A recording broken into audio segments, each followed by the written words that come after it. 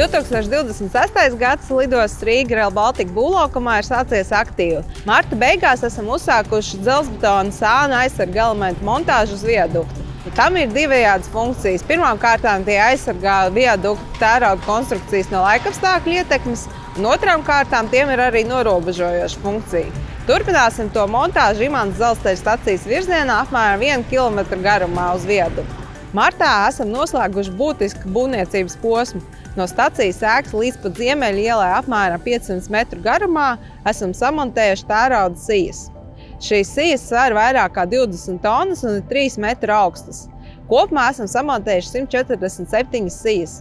Sijas ir izgatavotas no īpaša atmosfēra izturīga tērauda, kas ar laiku izveido dabisku aizsargkārtu patinu, kura pieņem oranžbrūnu nokrāsu. Šī aizsargkārta pasargā sijas no atmosfēras ietekmes.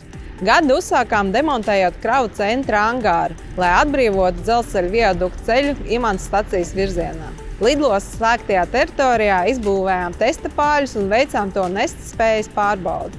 Jaunajā darba zonā darbus veicam secīgi. Sākumā zemes darbi, tad sekoja inženieru tīklu pārbūve, un tad jau pāļu izbūve un balsta betonēšana. Tam seko siju montāža un dzelzbetona klātnes betonēšana. Būvlaukumam izstiepjoties, būvdarba vide nepārtraukti mainās, ieņemot jaunas teritorijas un aprises. Paldies lidostas darbiniekiem un viesiem par pacietību būvdarba laikā.